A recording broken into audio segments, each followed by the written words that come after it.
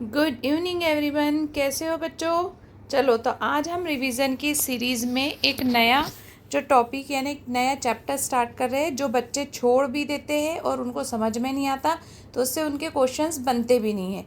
तो आज हम कवर करने जा रहे हैं हमारा क्लास 12th का टॉपिक ऑर्गेनिज्म एंड पॉपुलेशन। ठीक है, यहाँ से क्वेश्चन आपने इस बार भी पेपर में 2 से 3 देखे होंगे। हर बार ही यहाँ से क्वेश्चंस आते हैं और बच्चे जनरली इस चैप्टर को छोड़ ही देते हैं क्योंकि वो समझ में ही नहीं आता, वो थ्योरेटिकल है पूरा। तो इसको आपको कॉन्सेप्ट बेस कुछ भी नहीं है, इसमें जो भी है थ्योरी है और थ्योरी को आपको समझना पड़ेगा, उसके जो एग्जाम्पल्स है उसको लर्न करने पड़ेंगे। तो चलिए हम स्टार्ट करते हैं हमारा चैप्टर, और हमारा चैप्टर है ऑर्गेनिज्म एंड पॉपुलेशन। तो सबसे पहले हम बात करते हैं कि पॉपुलेशन एक्चुअल में क्या है। हम बोलते हैं इतनी पॉपुलेशन है, ये पॉपुलेशन है, वहाँ की पॉपुलेशन, बट पॉपुलेशन का मतलब क्या है। तो पॉपुलेशन का मतलब होता है कि इंडिविजुअल सेम स्पीशीज़ वाले जो इंडिविजुअल है वो जब ग्रुप में रहते हैं किसी जियोग्राफिकल एरिया में तो वो कहलाता है पॉपुलेशन। तो हाईलाइट हमें क्या करना है, सबसे पहले बात ग्रुप ऑफ इंडिविजुअल, और कैसा होना चाहिए, सेम स्पीशीज़। जब सेम स्पीशीज़ के इंडिविजुअल का कोई ग्रुप बन जाता है तो उसको हम क्या कहते हैं, पॉपुलेशन कहते हैं। एक पर्टिकुलर एरिया में, जैसे हमारा जो एक एरिया होगा वो एक पर्टिकुलर कि हाँ इस एरिया की ये पॉपुलेशन है वो। अब ये जो पॉपुलेशन है इसमें चीज़ें क्या सिमिलर होती है, तो इसमें 2 चीज़ें सिमिलर होती है। सबसे पहली रिसोर्सेज और दूसरा पोटेंशियल, पोटेंशियल ऑफ रिप्रोडक्शन। तो बेस्ट पॉपुलेशन, अच्छी पॉपुलेशन कौन सी होगी, जिसमें ये 2 चीज़ें होगी, एक होगा रिसोर्सेज और एक होगा पोटेंशियल ऑफ रिप्रोडक्शन। रिसोर्सेज में क्या आ जाएंगे, तो रिसोर्सेज में हमारा आता है फूड, स्पेस, है ना। ये 2 चीज़ें होती है, यदि ये 2 चीज़ें हैं तो वो पॉपुलेशन बहुत अच्छे से ग्रोथ कर सकती है। अब देखते हैं हम पॉपुलेशन के कुछ एग्जाम्पल्स हमारी NCERT ने दिए हैं। तो सबसे पहले देखते हैं हम पहला example, all the cormorants in wetland. जो कॉर्मोरेंट्स है वो वेटलैंड में रहने वाले, ये एक पॉपुलेशन का एग्जाम्पल है। रेट्स इन द अबंडेंट वेंडलिंग, टेक वुड ट्री जो होते हैं ये क्या होते हैं, टी वुड ट्री क्या होते हैं, जब हम जंगल में बीच से चल रहे होते हैं तो आजू बाजू में या रोड के आजू बाजू में लगे हुए जो पेड़ होते हैं उसको कहते हैं टीक वुड ट्रीज, है ना, फॉरेस्ट के। Bacteria in a culture plate, यदि हमने किसी कल्चर प्लेट में बैक्टीरिया को रखा है तो वो बैक्टीरिया की पॉपुलेशन हो गई। हम यदि किसी पॉन्ड में लोटस को देखते हैं तो जो लोटस प्लांट्स का जो ग्रुप है पॉन्ड के अंदर वो भी क्या कहलाता है, पॉपुलेशन कहलाता है।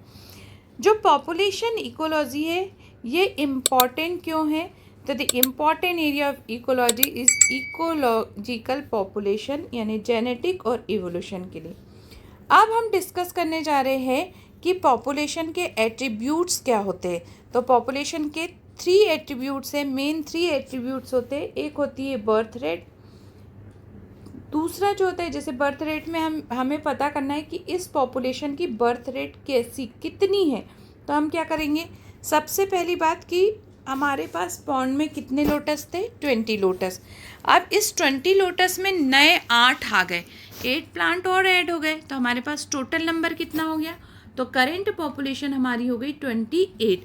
बट हमें क्या पता करना है, हमें तो बर्थ रेट पता करनी है कि उस पॉपुलेशन में कितने % ऑफ स्प्रिंग्स जो है वो आए हैं 1 साल के अंदर। तो हम क्या करेंगे कि हमारी जो प्रीवियस वाली पॉपुलेशन थी जो 20 थी उसमें जो नए ऐड हुए 8, तो 8/20 हम यदि करेंगे तो हम ऑफ स्प्रिंग्स जितने हैं पर लोटस पर ईयर हम निकाल सकते। सेम ऐसे ही कौन सा होता है, डेथ रेट होती है, इसको भी हम पर कैपिटा डेथ के फॉर्म में निकालते हैं। अब एक एग्जांपल जो NCERT का दिया है कि एक पॉपुलेशन है उसमें 40 फ्रूट फ्लाइज थी और 40 फ्रूट फ्लाई में से 4 जो है वो उनकी डेथ हो गई। तो यदि हम ऐसे देखते हैं तो हमारे पास में 36 बचती है, और बट हमें इसकी क्या निकालना है, डेथ रेट निकालना है पर ईयर। तो हम क्या करेंगे, 4/40 कर देंगे तो हम ये क्या निकाल लेंगे, इसकी डेथ रेट। ठीक है, तो किसी भी पॉपुलेशन एट्रीब्यूट में बर्थ रेट, डेथ रेट और सेक्स रेशो। तो सेक्स रेशो क्या होता है कि पॉपुलेशन में कितनी मेल है और कितने फीमेल है, इसको जब हम रेशो में लिखते हैं उनका %, तो वो कहलाता है सेक्स रेशो। अब बात करते हैं हम एज पिरामिड की। तो एज पिरामिड जो होते हैं, किसी भी पॉपुलेशन में डिफरेंट एज वाले जो पर्सन्स होते हैं उससे हम क्या बनाते हैं, एज पिरामिड बनाते हैं। एज पिरामिड में एक तो देखो, जैसे कि मान लो ये एक यहाँ पर है रिप्रोडक्टिव ऑर्गेनिज्म, ये है जो रिप्रोडक्शन से पहले वाले, मतलब प्री रिप्रोडक्टिव, ये रिप्रोडक्टिव पॉपुलेशन है, और ये हमारी पोस्ट रिप्रोडक्टिव पॉपुलेशन है। तो इसमें से जो नीचे वाले ये बच्चे हैं, कितने साल के बच्चे हैं, ये 0 से लेकर 12 ईयर तक के। 12 ईयर से लेकर जब तक रिप्रोडक्शन हो सकता है 45 to 50 ईयर्स तक, ये यहाँ पर इनको रखा गया है, और आफ्टर 60 ईयर एज वालों को ऊपर रखा जाता है। तो यदि नीचे इंडिविजुअल ज़्यादा होंगे तो यहाँ पर जो पॉपुलेशन है वो कैसी करेगी, वो ग्रोथ करेगी। यदि मान लो कि नीचे वाले इंडिविजुअल और बीच यानी कि प्री रिप्रोडक्टिव और रिप्रोडक्टिव वाले यदि सेम हैं तो एज कैसी होगी, तो यहाँ पर जो पॉपुलेशन है वो ग्रोथ नहीं करेगी। तीसरी बात, यदि प्री रिप्रोडक्टिव वाले कम है और रिप्रोडक्टिव वाले ज़्यादा है तो यहाँ पर जो पॉपुलेशन है वो डिक्लाइन हो जाएगी। तो जो पिरामिड बनते हैं वो 3 तरह के पिरामिड बनते हैं। सबसे पहला वाला जो होता है वो कैसा होता है, वो डिक्रीज करता है। सेकंड जो होता है वो कैसा कर रहा है, वो स्टेबल है, ना तो उसमें से कम हो रही है पॉपुलेशन ना ही बढ़ रही है। और थर्ड वाला जो होता है वो डिक्लाइन होता है, मतलब कि यदि प्री रिप्रोडक्टिव एज वाले पर्सन कम है तो जो एज पिरामिड है वो कैसा हो जाएगा, वो भी डिक्रीज हो जाएगा। अब यदि हमें पॉपुलेशन डेंसिटी निकालना है तो पॉपुलेशन डेंसिटी को निकालने के लिए हम किससे डिनोट करते हैं, तो इसको हम एन से डिनोट करते हैं। अब देखते हैं individual of a species per unit area of और वॉल्यूम। कोई पर्टिकुलर एरिया का यदि हम वॉल्यूम निकाल लेते हैं तो उसको हम क्या कहते हैं, पॉपुलेशन डेंसिटी। जैसे population density of Siberian cranes of Bharatpur wetland in a year. अब हम देखते हैं growth model, most important topic, और यहाँ से आप लोग कुछ चीज़ों को मिस कर देते हो और आपसे फिर क्वेश्चंस नहीं बनते। तो हम इस पे बात करेंगे कि पॉपुलेशन ग्रोथ जो है वो किस पर डिपेंड करती है। तो ये फैक्टर्स पे डिपेंड, कौन से फैक्टर पे डिपेंड करते हैं, फूड अवेबिलिटी कितनी है, प्रेडिशन कितना है वहाँ पर, प्रेडिशन प्रेशर जो है, और उसका वेदर कितना है।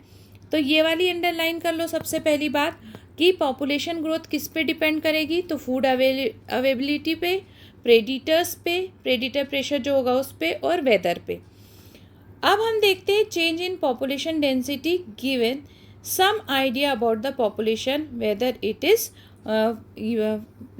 डिक्लाइन और फॉल्सनिंग।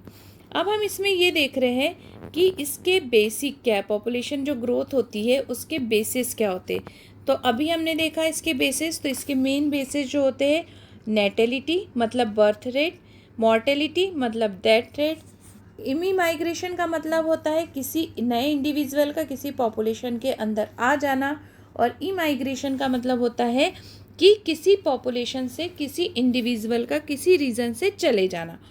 तो बर्थ रेट मतलब पॉपुलेशन में जो जितनी बर्थ हो रही है वो, डेथ रेट मतलब किसी पॉपुलेशन में उस ड्यूरिंग टाइम में कितनी डेथ हुई है। इमीमाइग्रेशन का मतलब होता है कि कोई इंडिविजुअल यदि सेम स्पीशीज़ वाला उस एरिया में आ जाता है तो उसको इमीमाइग्रेशन कहते हैं, और इमाइग्रेशन का मतलब कोई इंडिविजुअल वहाँ से चला जाता है। तो इसके बिहाफ में जो यहाँ पर हम एक इक्वेशन बनाते हैं, if n is the population density at time t के अकॉर्डिंग यदि n जो है वो पॉपुलेशन डेंसिटी है, तो हम पॉपुलेशन डेंसिटी को कैसे मेज़र करेंगे, एक टाइम के बाद में, कुछ टाइम बाद देखेंगे।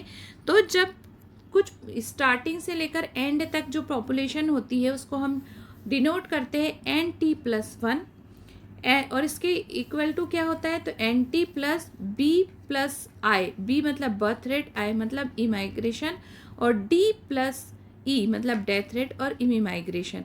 तो पॉपुलेशन डेंसिटी इंक्रीज कब होगी, जब B और I ज़्यादा होगा तो इंक्रीज होगी, और जब D और E ज़्यादा होगा तो ये डिक्रीज होगी। तो ये हो गई पॉपुलेशन डेंसिटी, हम यहाँ से इस तरह से पता कर सकते हैं। ये इसको आप याद रख लेना, कभी कभी पॉपुलेशन डेंसिटी का यहाँ पर क्वेश्चन वो दे देता है।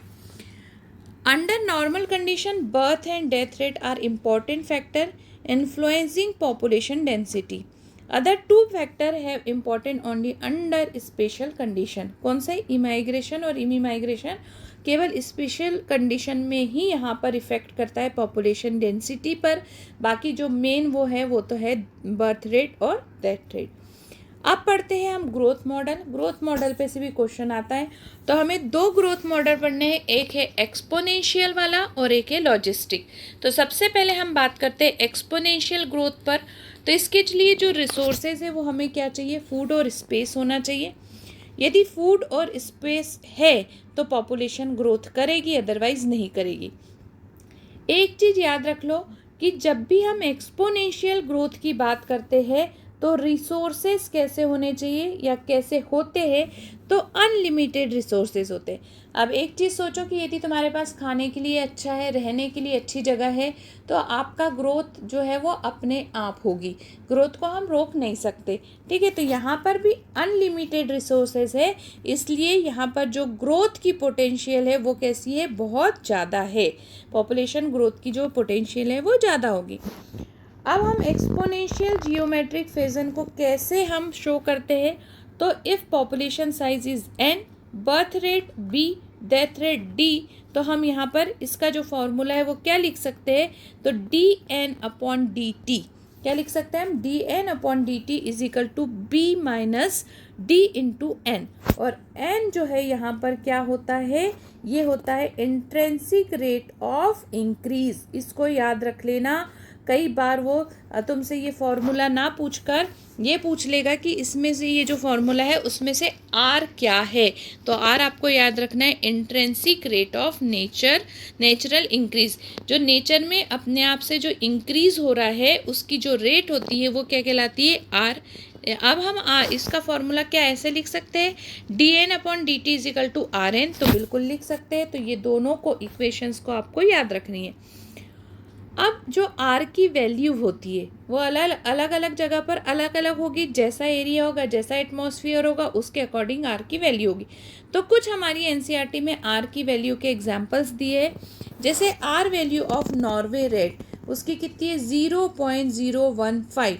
Are value of floral beetles जो होते हैं उनकी कितनी है? 0.12। हम यदि आर वैल्यू ह्यूमन बींग्स की पॉपुलेशन में करते हैं कब के अकॉर्डिंग?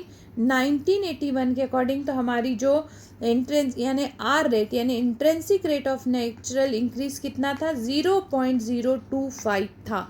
इसको बहुत अच्छे से याद रखना, यहाँ से क्वेश्चन आते हैं।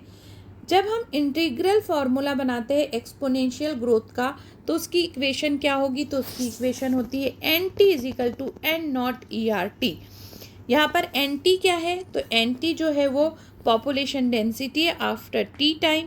N0 क्या है? Population density at time 0। जब हमने पॉपुलेशन को काउंट करना शुरू किया था वो हमारी R होती है, मतलब N0 होती है। और जब हम पॉपुलेशन डेंसिटी को कंप्लीट कर लेते हैं तो उसको हम लिखते हैं NT।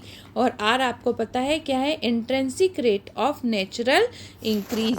और E जो इसमें है फॉर्मूले के अंदर वो क्या है? The base of natural logarithm, जिसका यहाँ पर जो ये वैल्यू है ये फिक्स्ड वैल्यू होती है, ये कभी भी चेंज नहीं होती। दूसरा हमारा ग्रोथ का जो मॉडल है वो लॉजिस्टिक ग्रोथ मॉडल है। लॉजिस्टिक ग्रोथ मॉडल में अंडरलाइन और इम्पॉर्टेंट पॉइंट जहाँ पर आपको फोकस करना है कि जो सोर्सेज है, जो रिसोर्सेज है वो कैसे है? अनलिमिटेड नहीं है। जबकि एक्सपोनेंशियल में कैसे होते थे? अनलिमिटेड।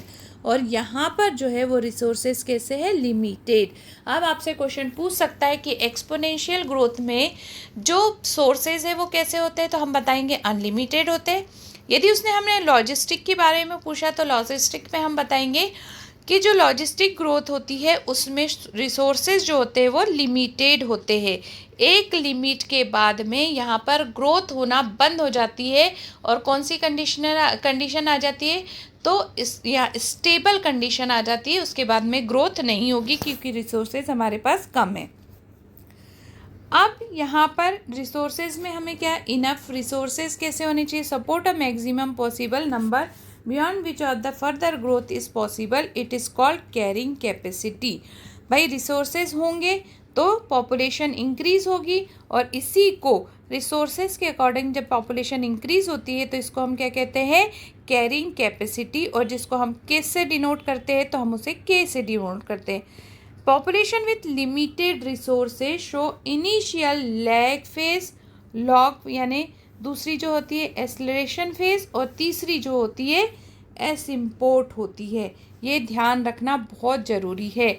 जैसे हम यहाँ पर एक ग्राफ बनाते हैं, ये ग्राफ में हम लॉजिस्टिक ग्रोथ को शो कर रहे हैं, तो वो कुछ इस तरह से बनता है जिसको हम एस कहते हैं। तो ये जो नीचे वाला होता है ये कैसी होती है, ये लैग फेज होती है।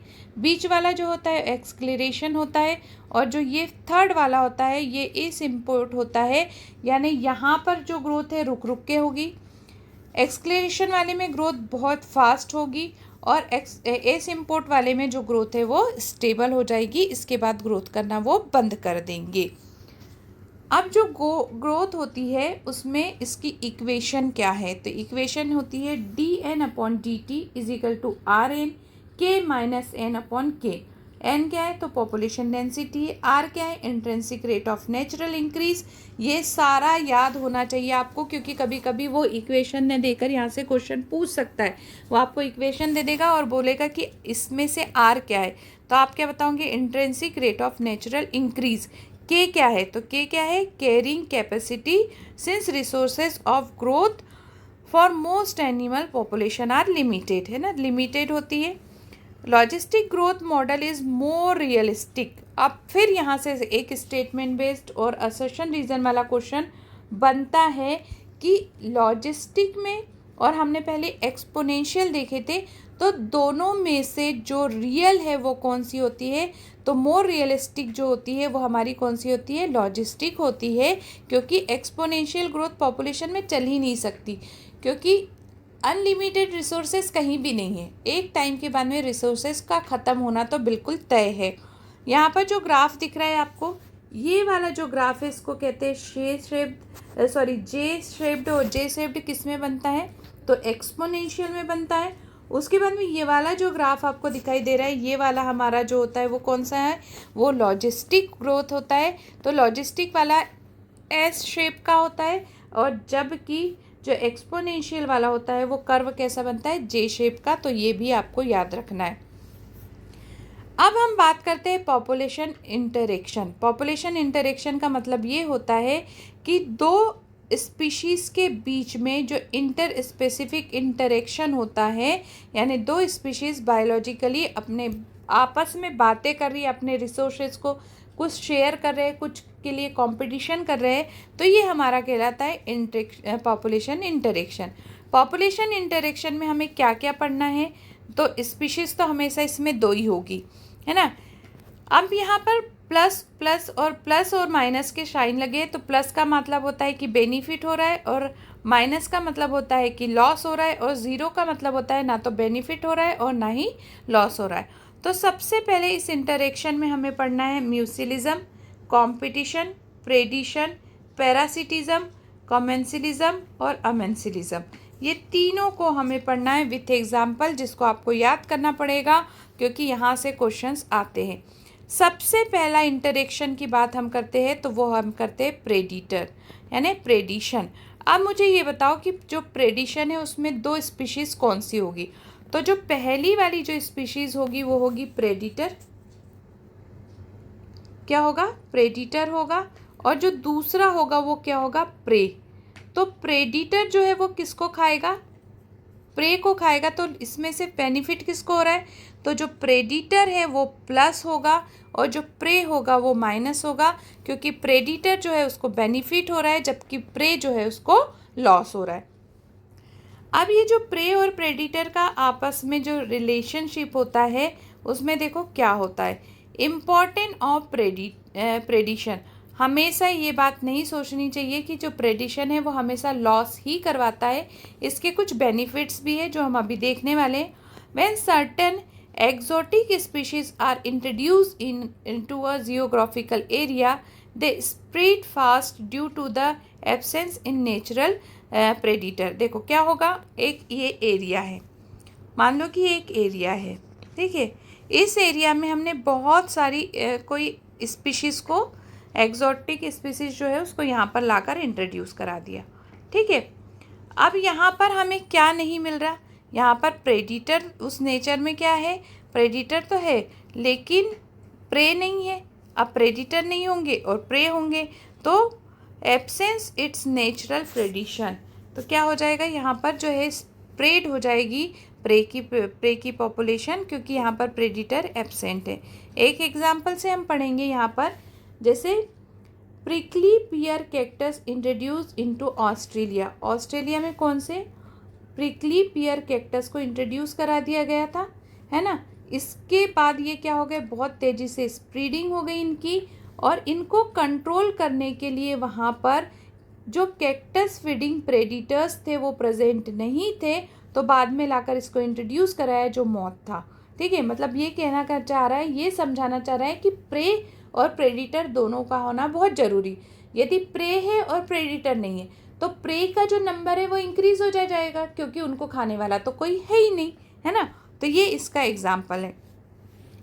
अब जो प्रेडिटर्स होते हैं इसको हम बायोलॉजिकल कंट्रोल मेथड में यूज़ करते हैं। मतलब जो प्रेडिटर्स हैं वो प्रेडिटर्स बायोलॉजिकल कंट्रोल को बनाए रखेंगे। कैसे, ना तो वो प्रे की संख्या ज़्यादा होने चाहिए देंगे और ना ही प्रेडिटर की संख्या जो है वो भी इक्वल बनी रहेगी, तो जो इकोलॉजी है उसमें बैलेंस बना रहेगा।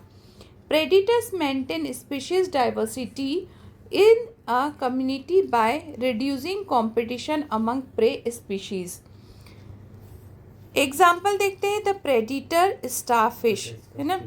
प्रेडिटर स्टारफिश जो थी Pisaster in the rock intertidal combination of American species में हमने इसको इंट्रोड्यूस कराया था। In a experiment all this starfish were removed from an enclose intertidal area.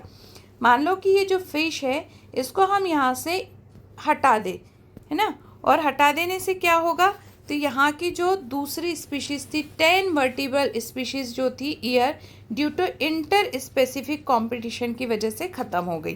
ठीक है, तो ये क्या होने लगा, इंटर स्पीशीज़, अब भाई प्रे है ही नहीं तो प्रेडिटर जो है वो आपस में ही ख़त्म हो जाएंगे।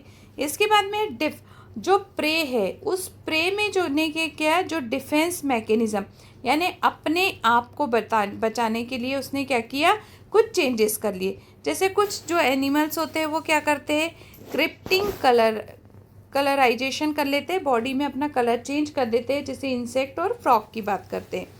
सम क्या हो जाते हैं, कुछ प्रे जो है वो पॉइजनस हो जाते हैं, पॉइजनस होने की वजह से प्रेडिटर जो है इसको खा नहीं पाते।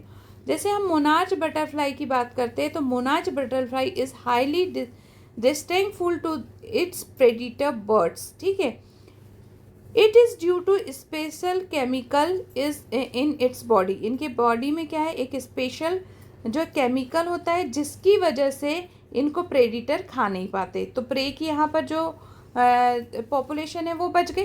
ठीक है, अब कुछ ऐसे होते हैं जो एक्वायर्ड यानी कैटरपिलर स्टेज में ये क्या करते हैं, पॉइजनस वीड्स खाती है जो मोनार्च बटरफ्लाई है, जिसकी वजह से ये पॉइजनस हो जाती है।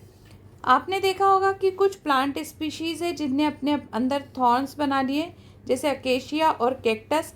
इससे क्या होगा कि इसको खाने वाले जो हर्बीवोरस है वो इसको खा नहीं पाएंगे और इसकी वजह से इनकी पॉपुलेशन जो है वो बची रहेगी। अब कुछ प्लांट्स ने क्या किया, अपने बॉडी के अंदर केमिकल्स जो है वो केमिकल्स को ग्रो कर दिया, जिसकी वजह से इन पे जो फीडिंग करने वाले एनिमल्स हैं वो इन पे फीड नहीं कर पाएंगे, और यदि वो फीड करते हैं तो उसकी वजह से क्या हो जाएंगे, वो बीमार हो जाएंगे, उनकी जो फीडिंग रेट है वो कम हो जाएगी, जो डाइजेशन डिस्प्यूट है वो कम हो जाएगा और रिप्रोडक्शन तो कम होगा ही होगा, और साथ में कुछ ऐसे होते हैं जो किल भी हो जाते हैं। एक एग्जांपल है कैलाट्रोपिज्म प्रोड्यूस। कैलाट्रोपिज्म जो है एक प्लांट है वो बहुत हाईली पॉइजनस, क्या कौन सा पॉइजन, कार्डियल ग्लाइकोसिटीज़ जो है वो उसको अपने अंदर रिलीज़ कर लेता है, जिसकी वजह से जो गोट्स होती है वो उसको नहीं खा पाती। ये इम्पॉर्टेंट है, यहाँ से बहुत बार क्वेश्चन पूछा गया है। तो कैलाट्रोपिज्म क्या है, एक प्लांट की स्पीशीज़ है, इसने अपने को हाईली कैसा बना लिया है, पॉइजनस बना लिया है।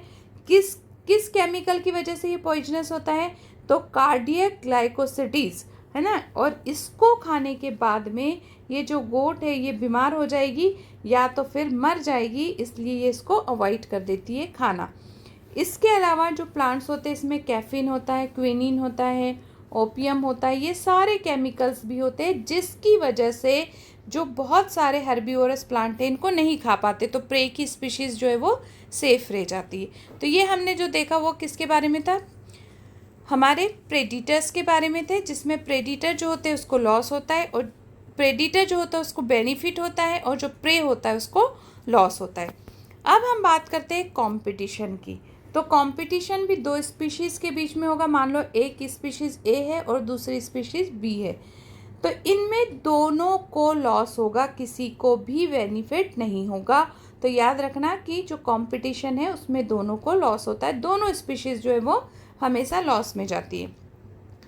अब जो कंपटीशन है इसमें होता क्या है, it is a process in which fitness of one species यानी R value is significantly lower in presence of another species.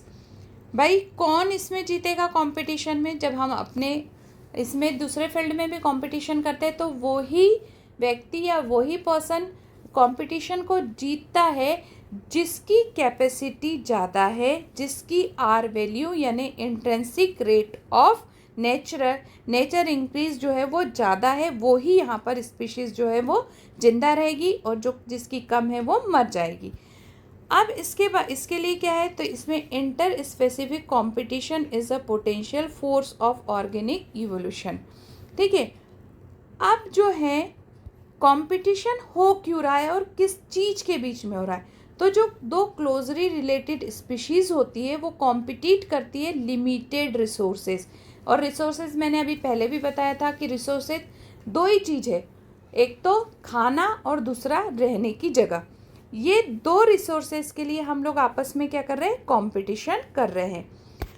अब इसका एक एग्जांपल दिया है, जो फ्लेमिंगोज है and fish in some slow and South American lake compete for zooplanktons. देखो दो चीज़ें हैं, एक है फ्लेमिंगोज और दूसरी है फिश, और ये दोनों स्पीशीज़ एक ही चीज़ के लिए क्या कर रही है, कंपटीशन।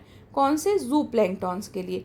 तो जो स्पीशीज़ इसमें से कैसी होगी, फिट होगी, है ना, जिसकी कैपेसिटी ज़्यादा होगी वो यहाँ पर विन हो जाएगी और उसको जू प्लैंक्टन्स मिल जाएंगे, और जो ऐसा नहीं कर पाएगी उनको जू प्लैंक्टन्स नहीं मिलेंगे। Competition occurs in abundant resources also.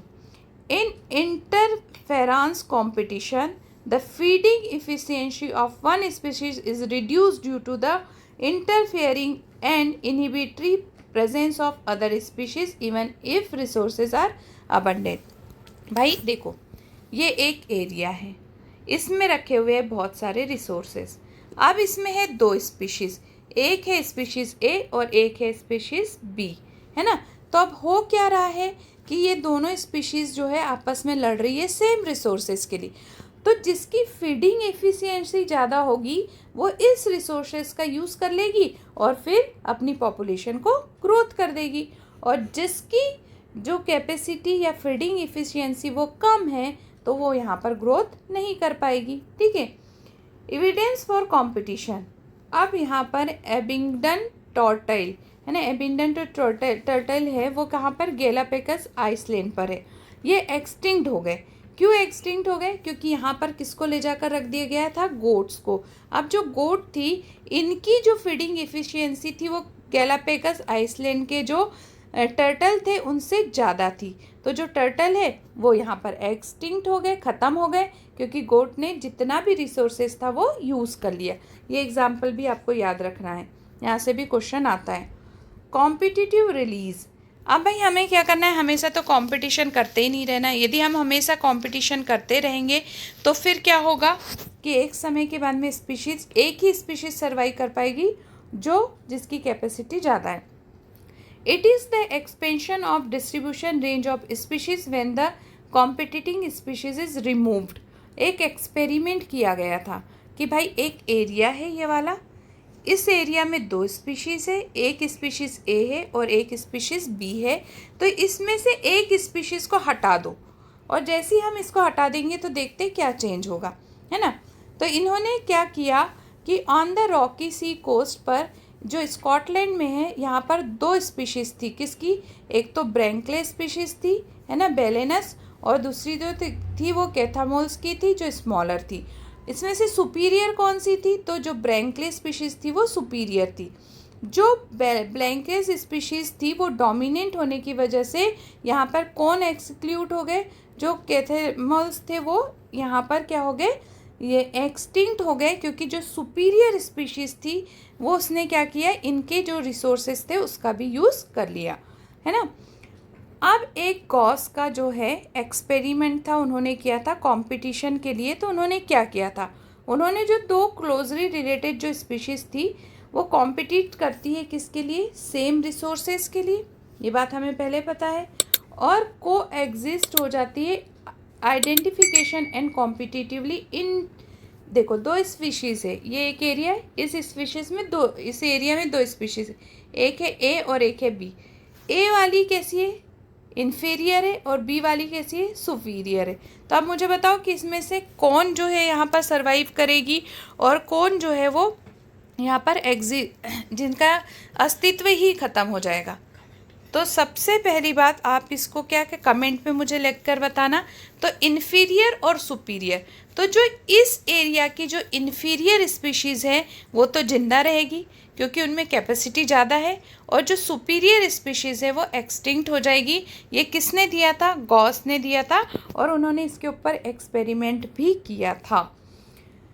Species facing competition में इन्वॉल्व मैकेनिज़्म। भाई अब हमें हमेशा एक स्पीशीज़ ख़त्म ही क्यों होती जाए?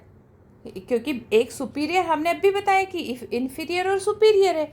इन्फीरियर वाली जो है वो हमेशा जीतती रहेगी और सुपीरियर वाली हमेशा हारती रहेगी। तो एक समय तो ऐसा आएगा कि उनकी स्पीशीज़, उनका अस्तित्व ही ख़त्म हो जाएगा। तो फिर हमने क्या किया कि इसको कुछ थोड़ा सा चेंज कर दिया और इसमें कुछ मैकेनिज़्म को इन्वॉल्व कर दिया जिससे को एग्जिस्टेंस हो, या तो यानी स्पीशीज़ ख़त्म हो तो दोनों सेम हो। तो सबसे पहले हमने रिसोर्स की पार्टनरशिप मतलब पार्ट बना लिए। इससे क्या हुआ कि भाई जो 2 स्पीशीज़ है उसमें से भाई आप इसी पार्ट वाले में से खाओ और आप इसी पार्ट वाले के रिसोर्सेज को यूज़ कर सकते हो, दूसरे के रिसोर्सेज को यूज़ नहीं कर सकते। इसके बाद में हमने जो फॉरिंग पैटर्न है उसको, यानी जो फीडिंग का टाइम है उसको चेंज कर दिया। ये दूसरा वाला जो है वो हमने फीडिंग का टाइम चेंज कर लिया कि कुछ स्पीशीज़ यदि मॉर्निंग में फीडिंग करने के लिए जा रही है किसी पर्टिकुलर एरिया में, तो दूसरी स्पीशीज़ जो है वो दोपहर में जाए या फिर इवनिंग में चली जाए। तो हमने टाइमिंग चेंज कर दी इसकी, ठीक है। और maker showed that the 5 closely relative species of warblers living on a tree could avoid competition and coexisted due to the behavior of different in their foraging capacity. मतलब फीडिंग करने के लिए जाने की इन्होंने क्या किया, अपनी जो टाइमिंग थी वो ही अलग कर दिया। तो टाइमिंग जब अलग हो जाएगा तो कंपटीशन की कोई बात ही नहीं रहेगी, ठीक है। तो यहाँ पर हमने अभी सबसे पहले देखा था पॉपुलेशन, फिर हमने देखा था पॉपुलेशन डिस्ट्रीब्यूट्स, एट्रीब्यूट्स देखे थे, पॉपुलेशन डेंसिटी देखी, हमने ग्रोथ मॉडल देखे। 2 ग्रोथ मॉडल हमने पढ़े, कौन से? एक एक्सपोनेंशियल पढ़ा और एक लॉजिस्टिक पढ़ा। इसके बाद में हम 2 स्पीशीज़ के बीच में क्या पढ़ रहे थे? इसमें हम पढ़ रहे थे जो इंटरेक्शन होता है उसके बारे में। तो इसमें हमें टोटल जो इंटरेक्शन है वो कितने पढ़ने हैं? 6, और 6 इंटरेक्शन में से हमने आज कितने कंप्लीट कर लिए? तो उसमें हमने 2 कंप्लीट कर लिए। अब जो बचे वाले हैं वो हम कल नेक्स्ट क्लास में करेंगे और कल हमारा ये चैप्टर जो है वो कंप्लीट हो जाएगा। अब इस चैप्टर को रिवाइज करने के बाद में आप इसमें से कोई भी क्वेश्चन गलत नहीं करेंगे। तो इसकी जो नेक्स्ट वाली वीडियो है जो कल होगी वो भी आप ज़रूर देखना, ताकि आपका ये टॉपिक पूरा कवर हो जाए। और यदि आपको इसमें से कोई भी डाउट होता है तो आप कमेंट्स कर सकते हैं, कमेंट करिए, मैं आपको इसका आंसर दूंगी। यदि वीडियो कोई भी ऐसा पॉइंट है जो समझ में नहीं आया है तो मैं इसको वापस से एक्सप्लेन करूंगी एक शॉर्ट वीडियो बनाकर। तो प्लीज़ आप कमेंट्स ज़रूर कीजिए जहाँ पर भी आपको कन्फ्यूज़न हो रहा है, ठीक है। तो इसी हम रिवीजन की प्लान वाली सीरीज़ में कल मिलेंगे। चैनल को लाइक कीजिए, सब्सक्राइब कीजिए और अपने दोस्तों के साथ में शेयर ज़रूर कीजिए।